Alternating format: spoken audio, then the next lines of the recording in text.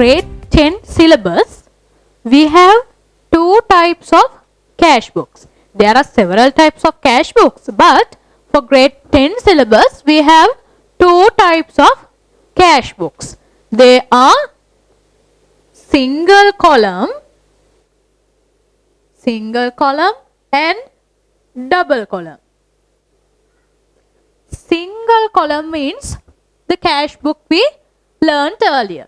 That means the same format like this, but here only the cash column is available. That is why it is called as single column.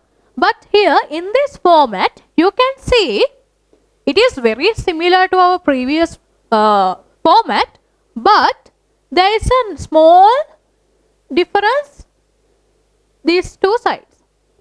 Date, receipt number, description, and here is the difference. There's an additional column for discounts allowed. And then you can see the cash column. Again, date, voucher number, description, discount, received column, and the cash column. There's a small difference. Just like the word says double column, there are two columns to put or record the value of a transaction. A discount column and the cash column. So, in double column cash book, in this format, we are recording discounts allowed and given for certain parties in this very same cash book. But keep in mind, these discount columns are just memorandum columns. Memorandum, that means we are keeping these columns just to remind that this is there's some kind of discount for our payment or receipt. This is only to remind us when we are taking cash or when we are paying cash, we received a discount or we allowed a discount. Either ways, this is only to remind or just to notify that we have a discount to account. So, for that column, we call a memorandum column. Now, discounts. It is a very familiar word, but you might have no idea about that. A discount means a certain reduction of the market price, that means invoice price or the display price. Discounts also, there are two types. Discounts can be divided into two types according to their nature and the point of giving the discount. In here you can see at the point of sale, this discount is given when you purchasing something. And the intention is sales promotion.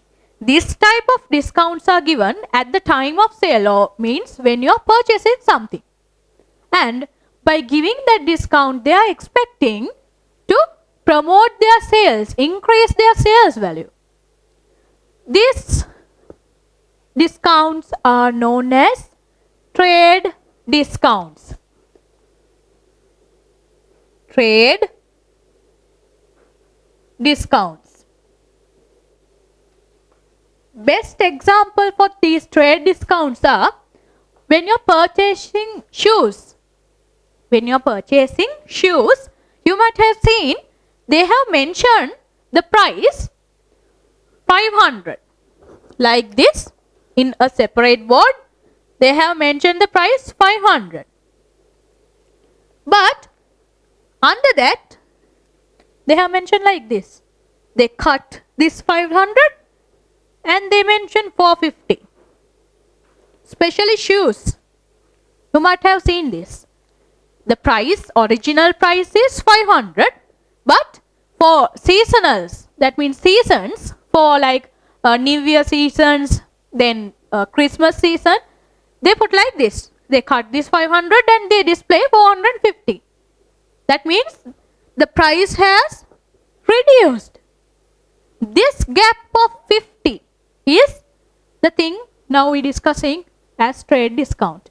They give this reduction to promote sales. When we see 500, we just ignore. But if we say like this, 500, it is not 500, now it's 450, we will automatically go and buy that particular product. That is their trick. That is why these discounts are given with the intention of sales promotion. By reducing these prices, they attract more customers, then their sales will be increased. And at the point of sale, when you are buying, they are reducing the price. For these type of discounts, we are not recording or passing any ledger account entry, because it is the discount we obtain when purchasing and no impact to us. The only price we pay is this amount, not this. The price, the product we get is for the displayed price. Therefore, it is just a buying and selling transaction. Nothing to record. Therefore, we are not passing any accounting entries for these type of transactions. That means trade discounts. But on the other hand, there's another type of discount. That type of discount we are giving at the point of settlement. This settlement means we are purchasing something. This is the buyer. This is the seller.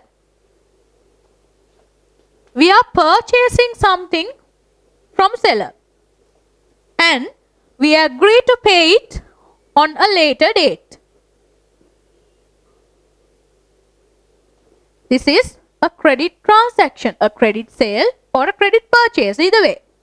So, when we are paying this amount against the goods we purchased, at that time of paying, that means the payment time, the time of repaying the debt, they are giving some reduction. Just like this. Assume we purchased goods worth of 10,000 on credit basis and we agree to pay it after 2 months. When we are paying after 2 months, they are saying no need to pay 10,000, just pay 9,000. Pay 9,000. Now you can see we purchased goods of 10,000 but they ask us to pay 9,000. The gap of 1,000 rupees we call a discount. Which type of discount? A cash discount. At the time of payment only these discounts are allowed or received. The intention of these type of discounts is to collect the debt or collect money early. It's like this. Now, same as this example, we are purchasing goods from the seller worth of 10,000 and we agree to pay it in 6 months. We agree to pay it at the end of 6th month. But this seller has some cash issue. He need cash immediately.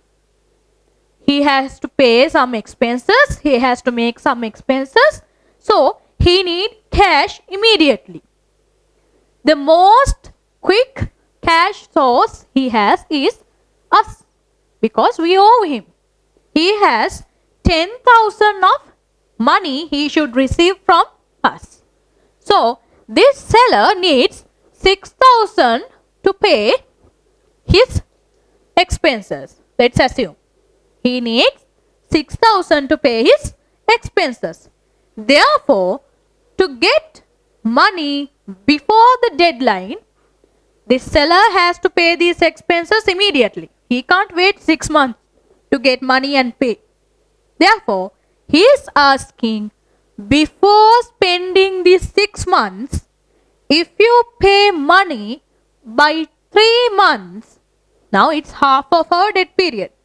He is asking us to pay money in 3 months. In exchange, he is saying, you don't need to pay 10,000, just pay me 9,000.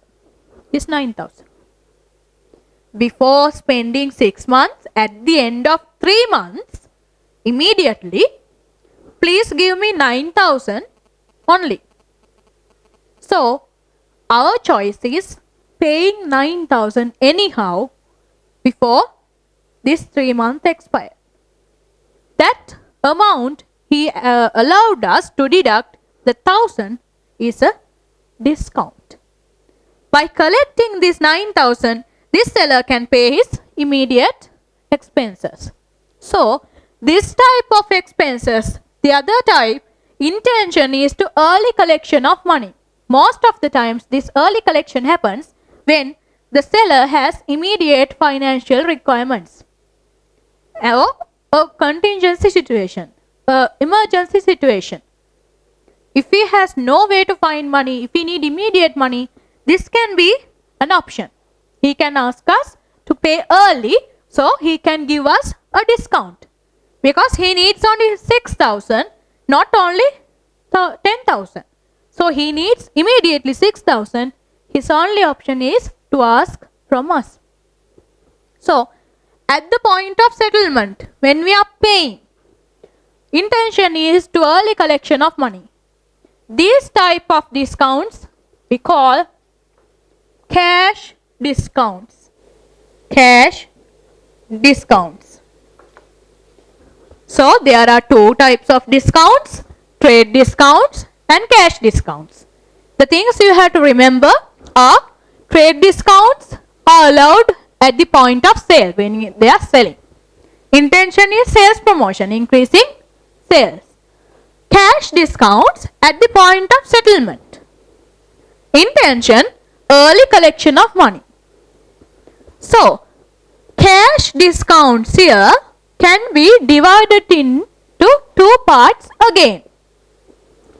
It can be further divided into two parts as cash discounts allowed and discounts received. It's the same concept but from two different angles. Discounts allowed means the business is allowing a discount. Us, the business, we have a debtor. He owes us 10,000. So, we ask them to pay in 2 months so we can give them a discount of 2,000. We need cash immediately for some reason. So, we ask them, if you pay money immediately, we'll say after a month, I will give you a discount of 2,000. I'm allowing the debtor, the business is allowing the debtor to have that reduction. If you are allowing to have that reduction, that means it is a discount allowed.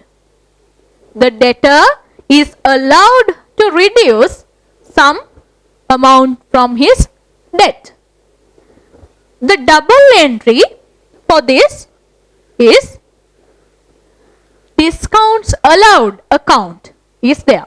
We are maintaining a separate account for these discounts allowed. The discounts we have given, we consider it as an expense. Therefore, discounts allowed account debit. We debit it because it is an expense. So, where's the other entry? The credit entry will be posted to debtors account. Debtors account will be credited.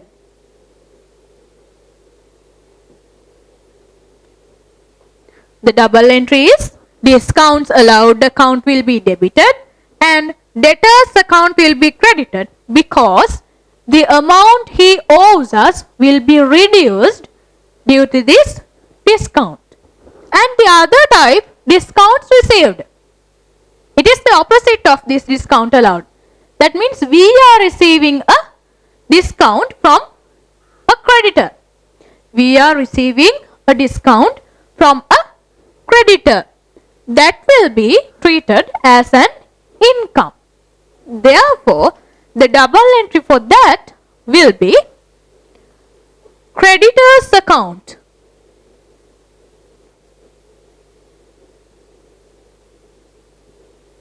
Will be debited. Creditor's account will be debited because the balance we owe to creditors will be reduced due to this discount. The other entry, the credit entry, will be discounts received account.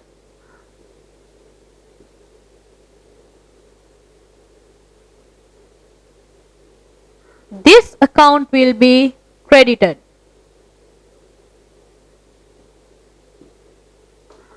This account will be credited because this discount received account is considered as an income account. This is an expense account. This will be an income account. Therefore, from the beginning, discounts are two types: trade discounts and cash discounts. Trade discounts are allowed to promote sales at the point when you are purchasing something.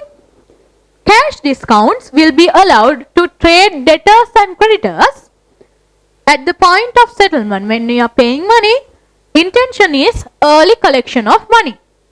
There are two types of cash discounts: discounts allowed and discounts received. Discounts allowed are considered as an expense, while discount received are considered as an income. The double entry for recording discounts allowed will be discounts allowed account debit, debtors account credit. The double entry for discounts received, creditors account debit, discounts received account credit. Now, with this explanation, we'll clarify these discounts by doing an example. Now, please focus on your screen. There will be our next example. In this example, read it very carefully. Following transactions occurred in Udara's business for 2 weeks of June. There you have given dates, receipts and voucher numbers, and transactions with values. And you can see you have given some discounts also. Required cash book with discount columns, discount accounts, debtors and creditors personal accounts. So we have to draw only cash book with discount columns, discount accounts, and debtors and creditors personal accounts. The other ledger accounts are not required. Let's see, the first transaction is cash balance 100,000 on 1st of June. 1st of June, cash balance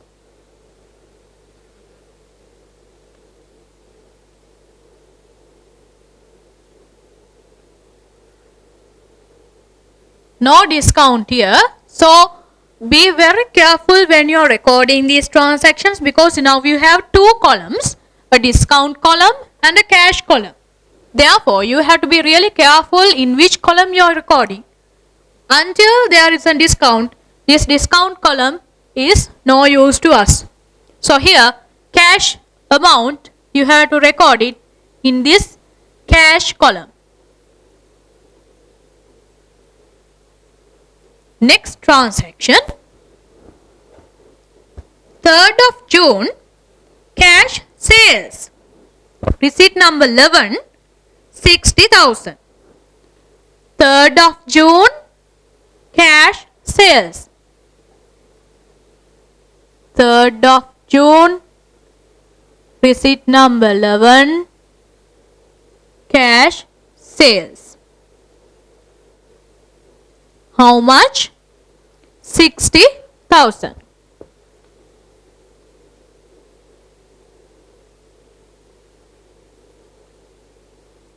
Sales ledger is not required, therefore no need to draw a ledger account for this sales. Therefore we can move on to the next transaction.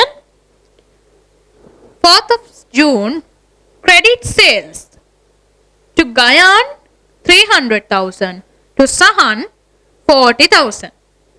So this is credit sales, so you don't need to record it in the cash book, but you have to record it in debtors personal ledgers. Personal ledgers means you have to prepare a separate ledger account for each debtor. Therefore, we have two debtors, Gayan and Sahan. Debtor Gayan.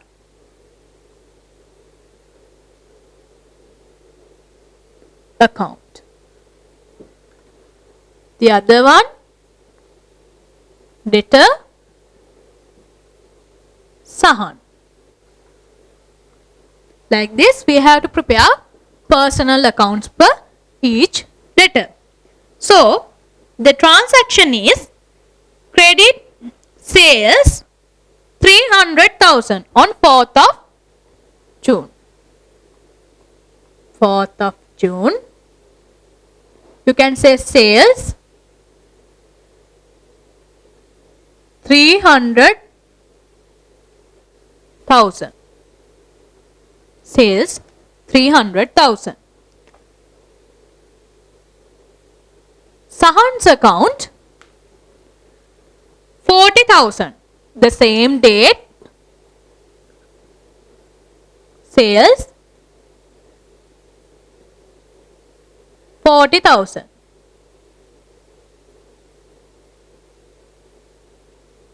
Like this. Then 5th of June, cash purchases 80,000. Voucher number 15. 5th of June, cash purchases 80,000. Voucher number 15. 6th of June, purchases 80,000.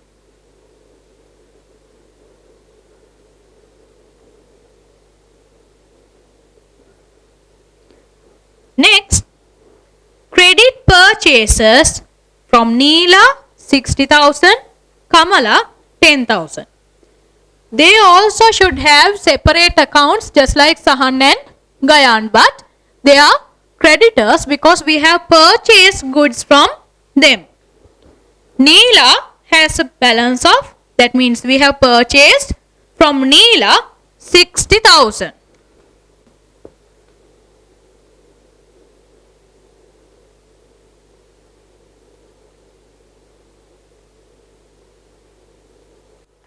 Of June, purchases account 60,000. We have purchased 60,000 worth of goods on credit basis from Neela. And Kamala, the same date, 5th of June, purchases 10,000. Creditor Kamala.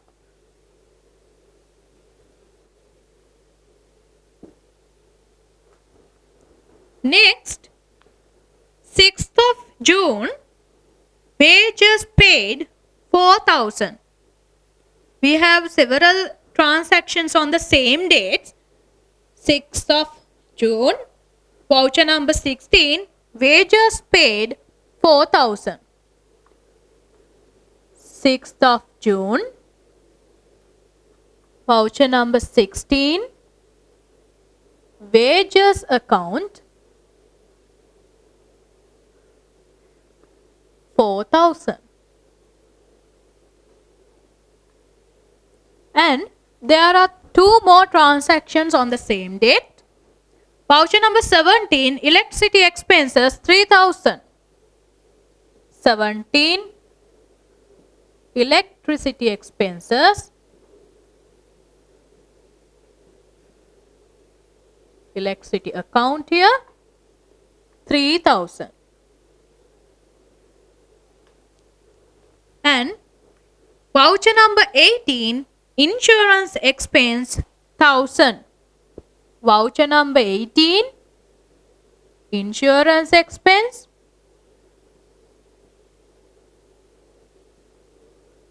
1,000. Then voucher number 19 on 7th of June paid to Neela 18,000 and they have received a discount of 2,000. 7,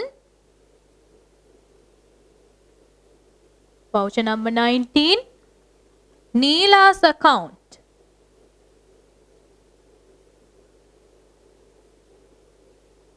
Or our creditors account, they have paid 18,000 and they have received a discount of 2,000. Therefore, you have to record discount on the particular column, 2,000 here, and the payment of cash as usual, 18,000 on the cash column, like this. So, in total, you can see 20,000 must be reduced from Neela's account. Now, Neela, she has a credit balance of 60,000. We owe her 60,000. But we have already paid 18,000 in cash and 2,000 we received a discount. So, 7th of June, cash 18,000 on the opposite side because we are paying, and discount received 2,000. Discount received 2,000, cash paid 18,000. We have to debit it to Neela's account. Next, voucher number 20, paid to Kamala 9,000, discount 1,000. So on the 8th of June, we are paying to Kamala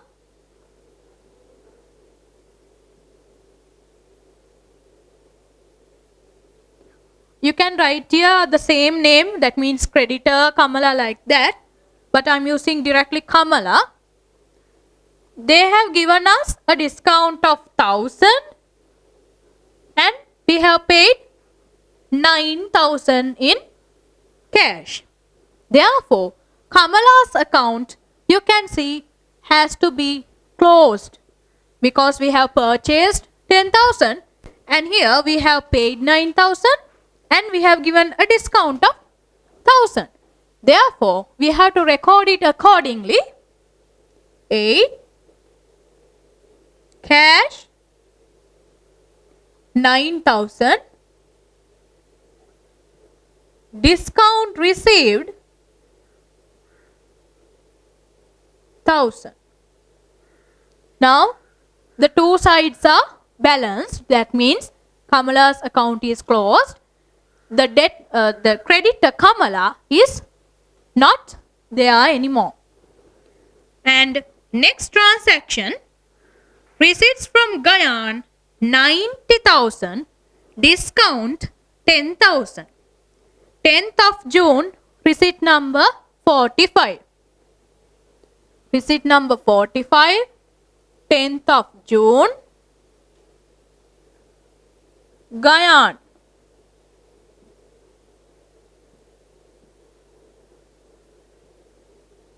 Discount, we have allowed him 10,000 and he have paid us 90,000.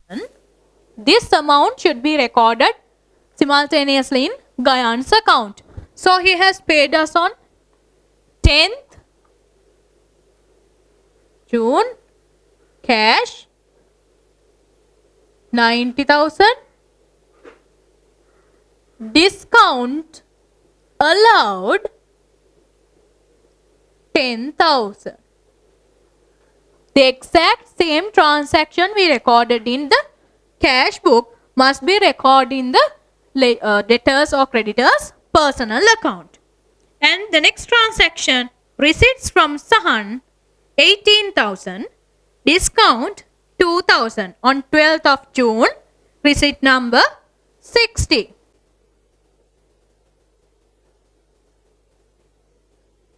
Sahan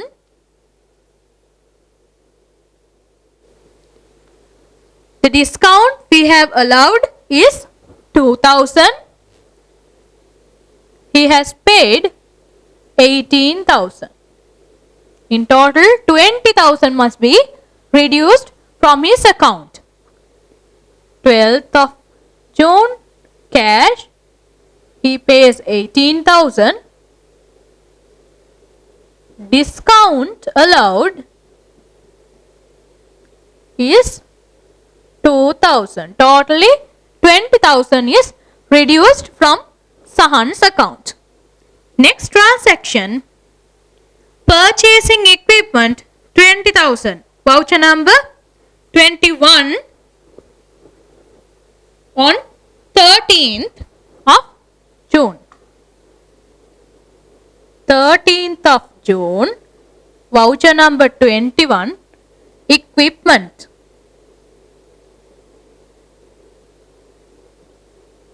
Equipment account 20,000.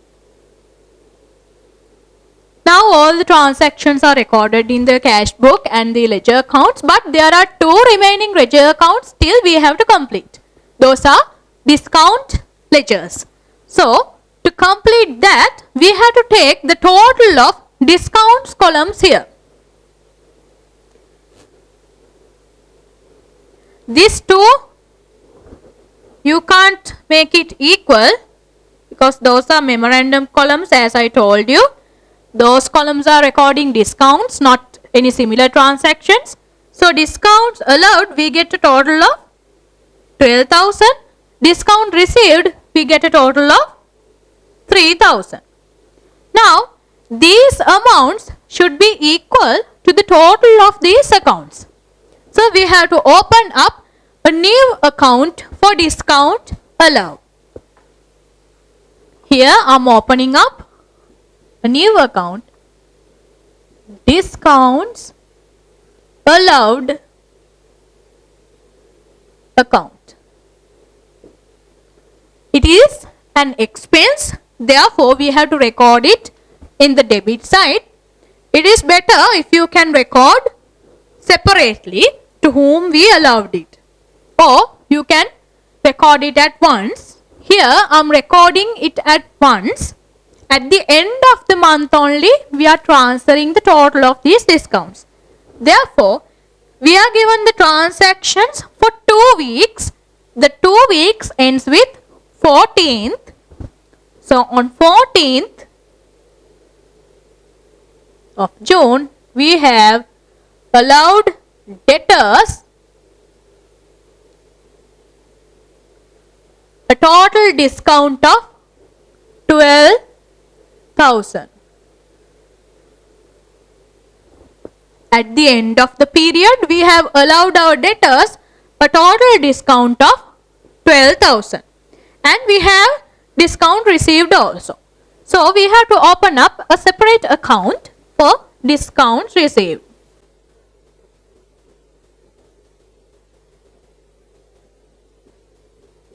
On 14th, same as allowed discounts. From creditors, we have received a total of 3,000. We have received a total of 3,000 as discounts received. So therefore, I think you have understand what is the concept behind this. From the beginning, cash book, we have two columns in this particular format, discount column and cash column.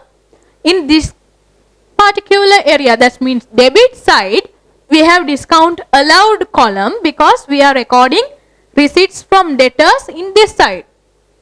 So parallelly, we can record discounts allowed and the cash payment. In this side, we have discounts allowed by us to our debtors. In this side, credit side, we have creditors, accounts and payments for them. Therefore, discounts received from them, we record in this side with the cash payment. Here, we have to record sales as well as the cash payment and discounts separately in these personal accounts. We have to show discount and cash payment separately, and you have to balance these accounts, close these accounts. So in discount accounts, at the end of the period, at the end of the month and at the end of the year, we are transferring this total value to its original account. At the end of these 2 weeks, I transferred the debtors, that means we have given debtors 12,000 of discounts, and for creditors, we have given a total of 3,000 discounts. So, on today's lesson, we discussed about the cash book, the importance of cash book, how to record transactions in cash book, and the two types of cash books, the single column cash book and the double column cash book, and also the types of discounts and how to record cash discounts with the cash book with double columns. So, it is only for today's lesson. We'll meet soon in another lesson.